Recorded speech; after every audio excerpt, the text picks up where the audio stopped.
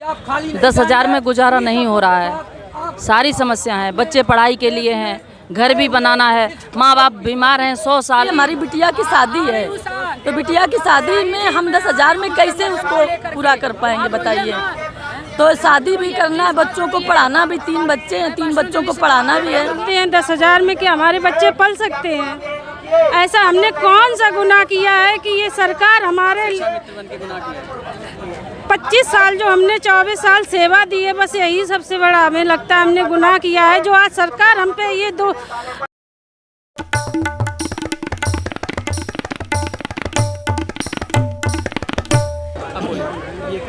मैं मुख्यमंत्री जी से, बाबा योगी आदित्यनाथ जी से कहना चाहती हूँ कि मैं शिक्षा मित्र 1999 की बैच हूँ। माननीय कल्याण जी ने हम लोगों को प्राथमिक शिक्षा संघ की जो नींव गिर रही थी, अध्यापक नहीं मिल रहे थे विद्यालय में पढ़ाने के लिए, तो माननीय कल्याण जी ने हम लोगों को 1999 में प्राथमिक में संविदा कर्मी पे एमपी से लाके यूपी में हमको अर्जित किया। हमको एक संविदा शिक्षक के रूप में हमारी तैनाती किया। उसके बाद जो है कि हम लोग, मेरे जितने भाई बहन हैं, फिर 2001, 2004, 2005, 2008, 2009 तक धीरे धीरे हमारी शिक्षा मित्र की तादाद बढ़ती गई। ये उत्तर प्रदेश के बेसिक शिक्षा विभाग में 9 के बाद बहन जी की सरकार आई, मायावती जी की, तो ब्रेक लग गया कि अब शिक्षा मित्र की भर्ती नहीं होगी। हम शिक्षा मित्र लगभग BSc, MSc, BTC, B.Ed और पोस्ट ग्रेजुएट होते हुए भी मुझको सरकार जो है जरा भी हम लोगों के प्रति जरा भी ध्यान नहीं दे रही है। आज 92, 98, 2001, 2 में जो अध्यापक प्राइमरी में सहायक अध्यापक हुए हैं वो इंटर पास है। हमारे पास तो BA, BSc, MSc, BTC और B.Ed की डिग्री है। हमको क्यों सरकार हम लोगों के साथ सतोला व्यवहार करे, क्यों हमको पुराने नियम में नहीं रखना चाहती है? हमको सहायक अध्यापक बनाए, हमारा समायोजन करे, और हमको आज हम 24 साल से इतना संघर्ष कर रहे हैं। 1800 से 2200, 2200 से 3500, 3500 से 5 अगस्त 2014 को हम सहायक अध्यापक बने।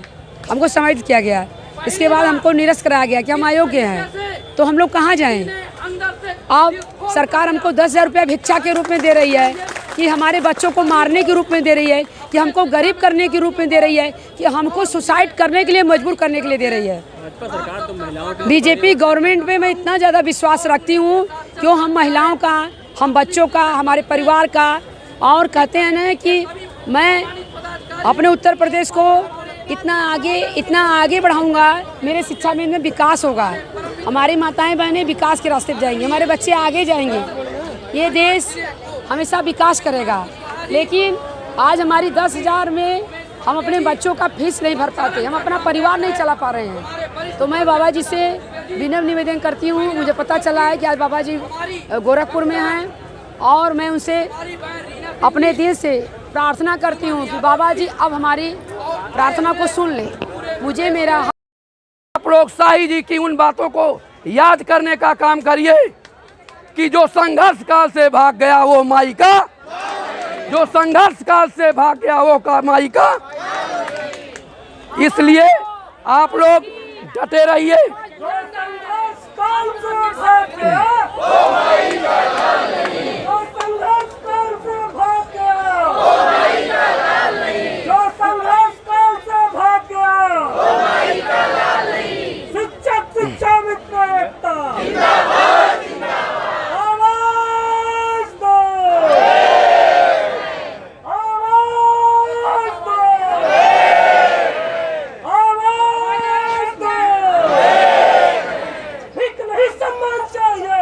वेतनमान चाहिए, पूरा वेतनमान चाहिए, पूरा वेतनमान चाहिए। मुझको परमानेंट करो, हमको परमानेंट करो, मुझको परमानेंट करो।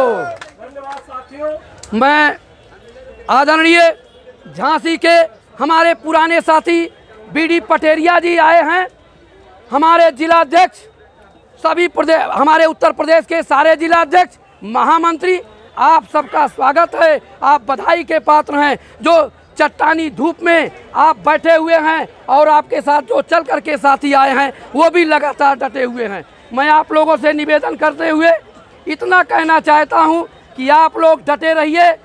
3 सितंबर को जब विधानसभा के सामने हमने धरना प्रदर्शन किया था, मात्र 150 रुपया बढ़ा था मानदेय आपका, खाली नहीं गया था आदर्श शिक्षा मित्र वेलफेयर एसोसिएशन। और आज मैं दावे के साथ कह रहा हूं कि आप लोग डटे रहिए, मैं यहाँ से खाली नहीं जाऊंगा। आप लोगों को निश्चित रूप से कुछ ना कुछ आपको इनको करना पड़ेगा आपके लिए, नहीं तो ऐसे डटे रहेंगे। अगर इनके दिमाग में ये बात हो कि ये लोग आए हैं, आज रहेंगे, कल चले जाएंगे, तो शिक्षा मित्र जाने वाला नहीं है। शिक्षा मित्र लगातार अगर साल भर बैठना पड़ा तो हम जिले वाइज, मंडल वाइज, और ज़रूरत पड़ी तो हमारे साथ जो महासंघ है आदरणीय शर्मा जी के साथ पूरे प्रदेश में तालाबंदी काम करवाने करेंगे। और दावे के साथ मैं कह रहा हूँ कि आप खाली 10,000 में गुजारा नहीं हो रहा है। सारी समस्या है, बच्चे पढ़ाई के लिए हैं, घर भी बनाना है, माँ बाप बीमार हैं, 100 साल 80 साल के माता पिता हैं, उनकी दवाई है, किसी न किसी बीमारी से, टेंशन की वजह से हम भी जूझ रहे हैं। तो सम्मानजनक हमारा वेतनमान कर दिया जाए 12 महीने का। और जो महिला शिक्षा मित्र हैं जो अपनी ससुराल से बहुत दूर रह रही हैं, उनको बहुत समस्या का सामना करना पड़ रहा है, उनको उनके ससुराल के पास वाले विद्यालय में कर दिया जाए। इन्हीं मांगों को लेकर के हम लोग यहाँ पे बैठे हुए हैं। आज शिक्षक दिवस है जी, शिक्षकों की ये स्थिति है, सरकार मेरी मांग नहीं पूरी हो रही, तो कहाँ तक आप लोग जाएंगे? आज शिक्षक दिवस है। हम भी चाहते थे कि हम अपने विद्यालयों में रह कर के बच्चों के साथ शिक्षक दिवस सेलिब्रेट करें, लेकिन हमारी मजबूरी है, हम क्या करें। शिक्षक दिवस पर जब हम भी शिक्षक हैं, जब सरकार से पूछा जाता है कि आपके शिक्षक और छात्र और शिक्षक अनुपात क्या है, तब वो हमारी गिनती शिक्षकों में करके शिक्षक और अनुपात पूरा कर देते हैं, आंकड़े पूरे रख देते हैं। लेकिन जैसे ही वेतन की बात आती है, हम लोग पूरा वेतनमान मांगते हैं, वैसे ही हमारा वेतनमान 10,000 है और वो जो शिक्षक लोग हैं उनके वेतन में भारी असमानता है, ज़मीन आसमान का अंतर है। तो शिक्षक दिवस के मौके पर हम माननीय योगी जी से ये याचना करने आए हैं कि वो हमको शिक्षक मानते हुए सम्मानजनक हमारा 12 महीने का मानदेय करते हुए हमें भी समाज की मुख्य धारा से जोड़ने का काम करें। मेरा जनपद मैनपुरी है। हाँ, मेरा नाम सुमन यादव है। मैं शिक्षा मित्र आदर्श वेलफेयर शिक्षा मित्र संगठन की प्रदेश प्रभारी और जनपद मैनपुरी की जिला अध्यक्ष हूँ।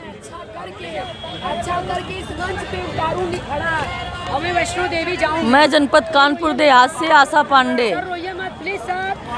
शिक्षा मित्र हूँ, और मैं यही कहना चाहती हूँ योगी जी से कि शिक्षा मित्रों की बदौलत ही हमारे यूपी के स्कूल चल रहे हैं। अगर आप 10,000 रुपया देना चाहते हैं तो हमारे सारे शिक्षा मित्रों को निकाल दीजिए स्कूलों से, इसके बाद देख लिए क्या कैसे स्कूल चलते हैं आपके। हम तो योगी जी से बार बार यही प्रार्थना करते हैं कि अगर 10,000 में हमको रखना चाहते हैं तो निकाल दीजिए बिल्कुल शिक्षा मित्रों को। हम लोग 10,000 में नहीं पढ़ाना चाहते हैं। 10,000 में हम लोगों का कोई कुछ घर है, 5 लोग हैं। हाँ, 3 बच्चे हैं और हम सैलरी 10,000 रुपये है, और मेरे हस्बैंड भी कुछ नहीं करते हैं। 10,000 में अब ये समझ लीजिए हमारी बिटिया की शादी है, तो बिटिया की शादी में हम 10,000 में कैसे उसको पूरा कर पाएंगे बताइए। तो शादी भी करना है, बच्चों को पढ़ाना भी, 3 बच्चे हैं, 3 बच्चों को पढ़ाना भी है। हाँ, और स्कूल हमारे घर से 3 किलोमीटर है। स्कूल हम ही खोलते हैं, हम ही बंद करते हैं स्कूल, क्योंकि सारा शिक्षा मित्र यूपी का स्कूल खोलता है और बंद करता है। और स्कूल हमारे शिक्षा मित्रों की बदौलत ही स्कूल चल रहे हैं। आप स्कूलों से शिक्षा मित्रों को हटा के देखिए, आपका एक स्कूल बंद हो जाएगा, एक स्कूल। बंद करने की ताकत रखते हैं शिक्षा मित्र, क्योंकि आप जिनको पूरा वेतन दे रहे हैं वो कभी स्कूल में पूरे टाइम कभी रह नहीं सकते हैं, पूरे टाइम कभी नहीं रहते हैं सारा शिक्षा मित्र, क्योंकि हम लोगों को छुट्टियां भी नहीं मिलती हैं। हम कभी भी छुट्टी नहीं लेंगे, लेकिन हमारे स्कूल का भरण, हमारे परिवार के भरण पोषण के लिए, हमारे गुजारा के लिए पूरा वेतन दीजिए हमको।